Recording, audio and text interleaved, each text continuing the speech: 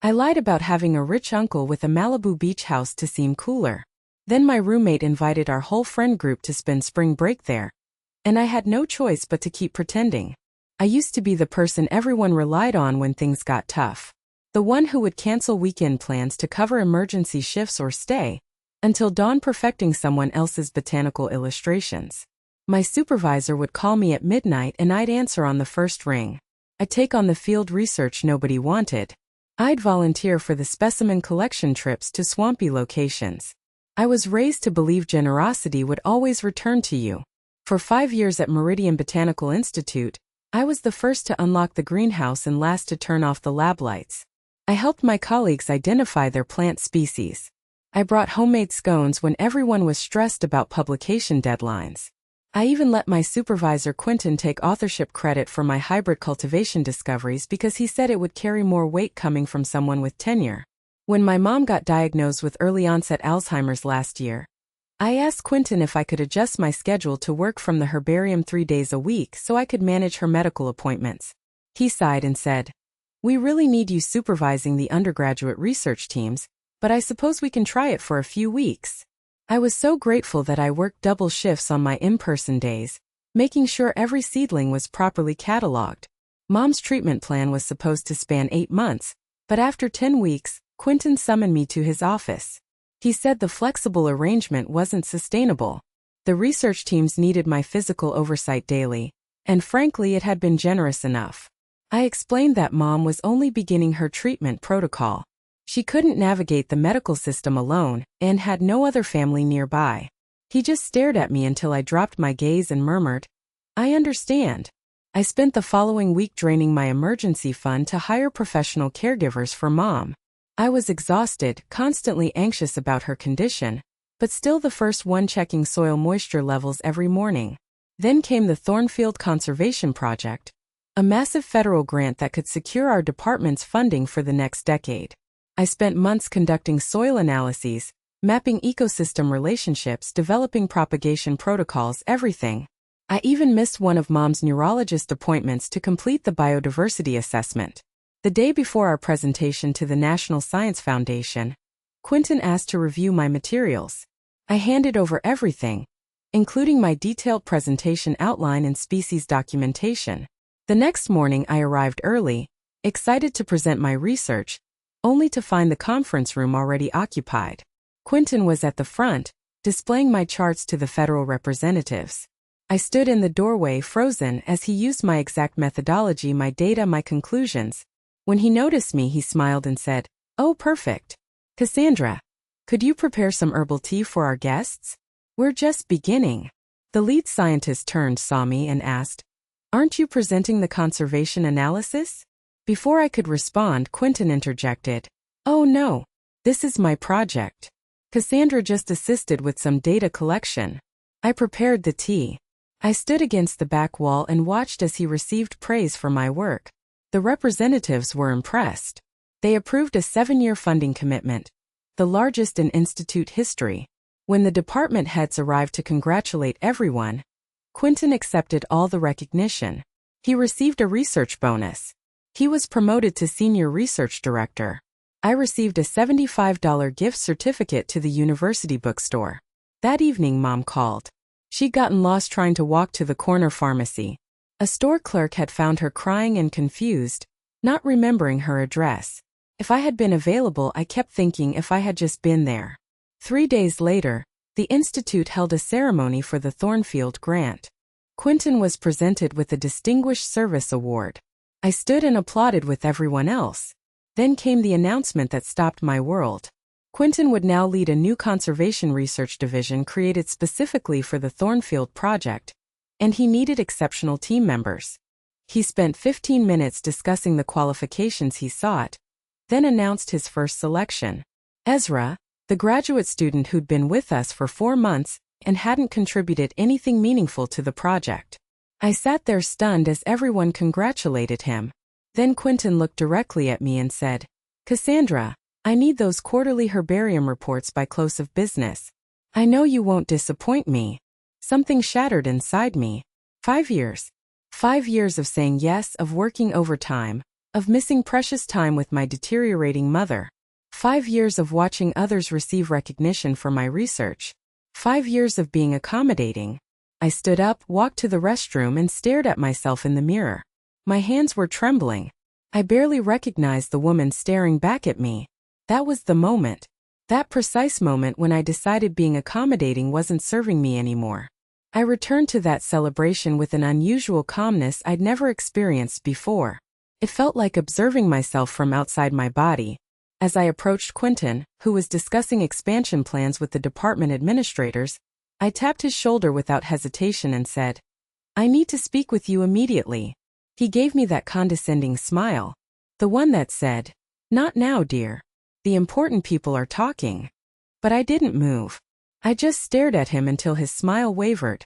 "Fine, Cassandra. What is it?" he said with obvious irritation. "I think we should discuss this privately," I said, my voice steadier than I expected. Everyone was watching us now. He couldn't dismiss me without creating a scene, so he followed me to a quiet corner. "What's so urgent that it couldn't wait?" he asked, checking his watch like my time was meaningless. "I want to know why Ezra is joining the Thornfield team when I developed the entire conservation protocol, conducted all the research, created the presentation, everything." Quentin's eyes narrowed slightly before that artificial smile returned. "Cassandra, we've discussed this. It was a collaborative effort, and as your supervisor, I determine resource allocation." I felt something rising inside me, something heated and unfamiliar rage. "I'm not discussing the presentation anymore. I'm talking about the team assignments for the project I developed. I deserve to be on that team." He laughed. Actually laughed. "Deserving isn't the issue. Ezra has the right presence for stakeholder interactions. You're more of a behind-the-scenes person, Cassandra. And that's where you excel, behind the scenes." "Behind the scenes," I repeated slowly. "You mean doing all the work while others take the credit?" His expression hardened. "Watch your tone. This isn't constructive. Let's talk when you've composed yourself." I didn't realize my voice was rising until I saw people turning to look. "Constructive? Like me working until 2 a.m. on the Thornfield analysis while you were at your daughter's piano recital." Quentin stepped closer, his voice dropping to a threatening whisper. "Cassandra, I think you should take the rest of the day off. Clearly, you're not in a professional mindset right now." I almost did it. I almost backed down, apologized, and scurried away like I always did. But then my phone buzzed with a text from the memory care facility. Mom had wandered out during an activity and they'd found her sitting in the parking lot, not remembering why she was there. Possible medication adjustment needed.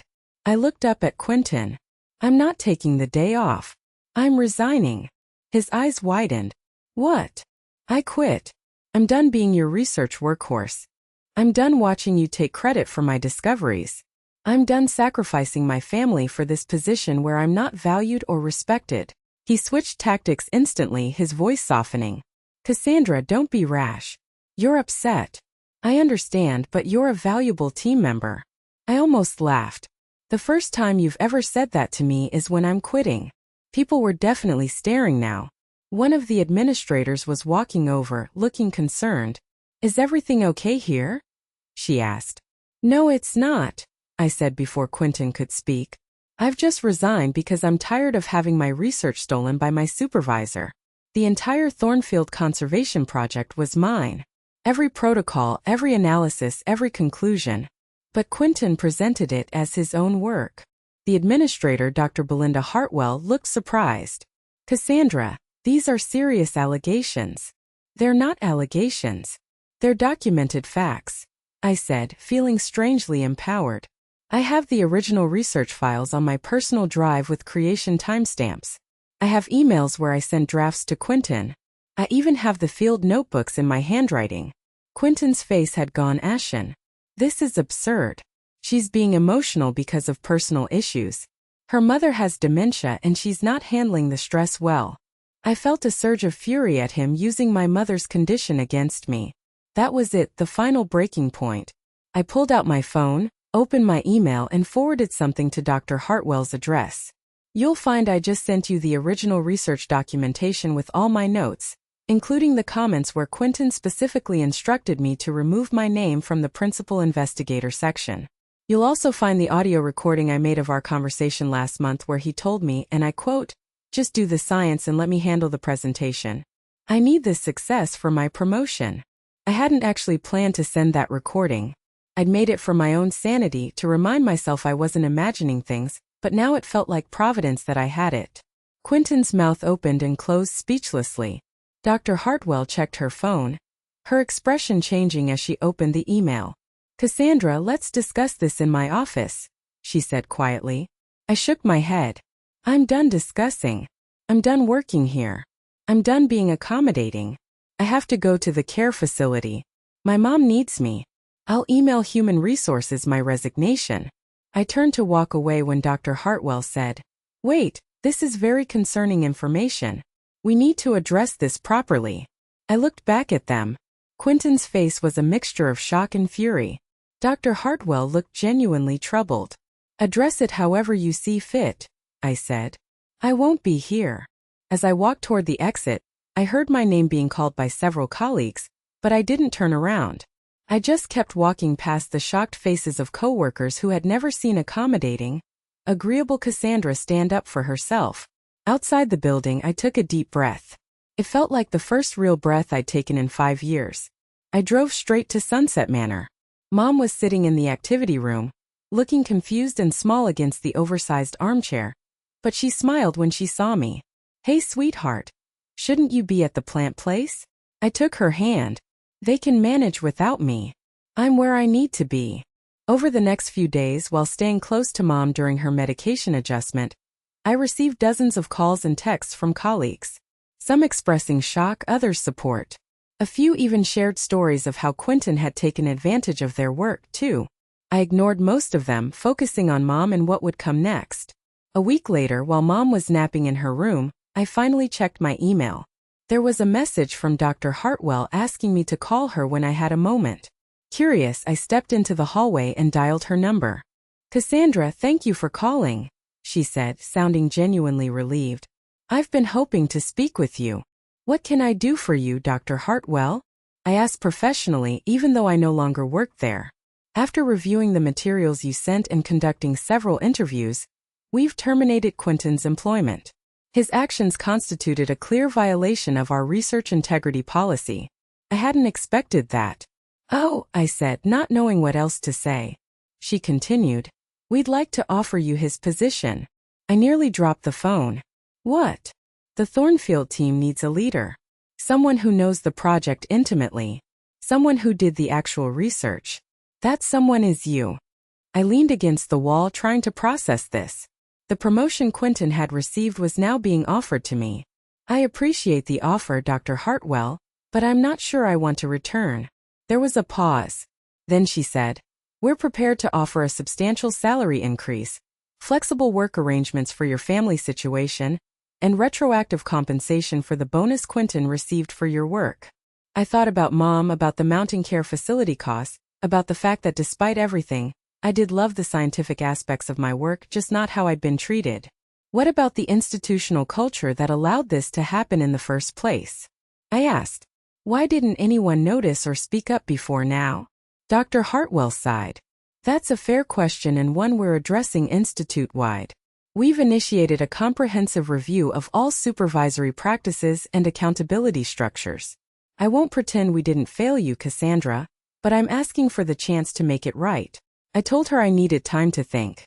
Would she be open to meeting in person to discuss specific terms? She agreed immediately.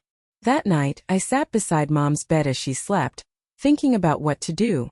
Going back seemed impossible after my dramatic exit, but starting over somewhere else during Mom's decline also seemed overwhelming. Mom woke up and caught me deep in thought. "Penny for your thoughts, sweetheart." I told her everything about Quentin, about quitting, about the job offer. She listened carefully, as she always did in her clearer moments. When I finished, she asked me, "What do you want to do, honey?" "I don't know," I admitted.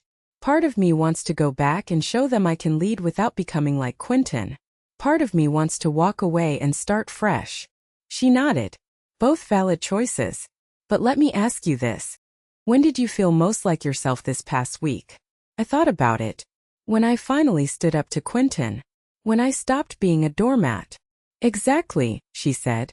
You don't have to decide about the job right now, but whatever you choose, don't go back to being the old Cassandra, the one who let people walk all over her. I met with Dr. Hartwell the next day and laid out my conditions.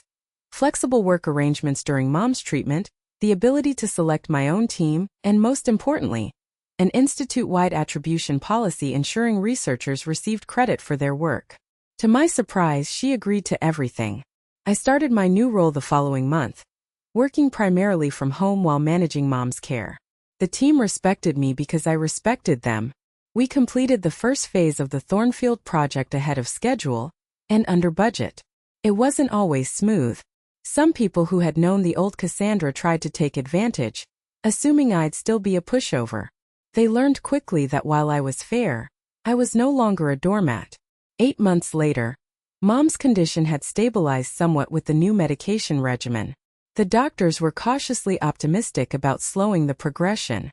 I had proven myself as a leader and even received an institute-wide excellence award for a new research methodology. One evening, as I was finishing work, Mom came into the home office I'd set up in her spare room during one of her good days. You know what I was thinking about today? She asked. What's that? I replied, closing my laptop. That day at the facility when you came in after quitting. There was something different about you. Like a burden had been lifted. I smiled. I remember. She sat down across from me. Before that day, I was worried about you more than myself. Worried you were letting life happen to you instead of making choices. It took my getting sick for you to finally put yourself first. Tears pricked my eyes. I'm sorry it took that long. She reached over and squeezed my hand. Don't be. We all learn our lessons when we're ready. I'm just glad you learned this one while I'm still clear enough to see it. We sat in comfortable silence for a moment before she added, Your father would be proud of you. He never took nonsense from anyone either. That made me laugh. Dad certainly wasn't a pushover. Late that night, I found myself thinking about the person I used to be. Always saying yes. Always accommodating everyone else's needs before my own. I didn't hate that person. She was kind and well-intentioned, but she was also afraid. Afraid of conflict. Afraid of disapproval.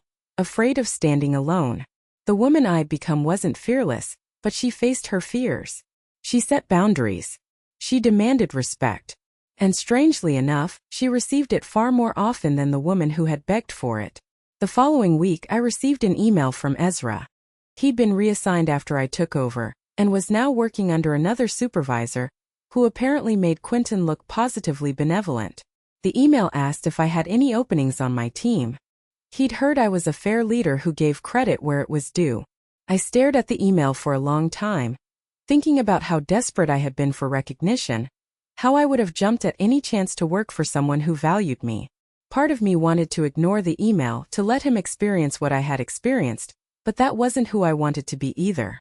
Being accommodating didn't mean being a pushover, but it also didn't mean being vindictive.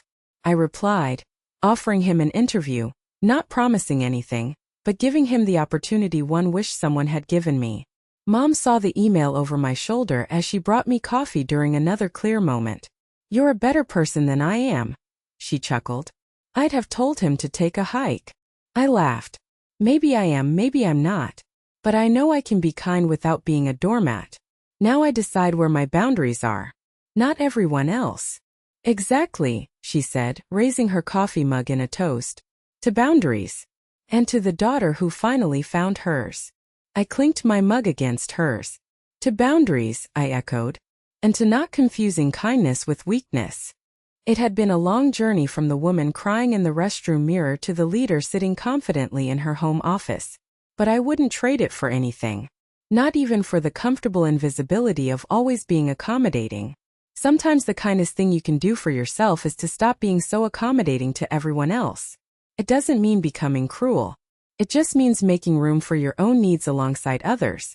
And that moment in the restroom when I decided being accommodating wasn't working anymore, it wasn't the end of kindness. It was the beginning of self-respect.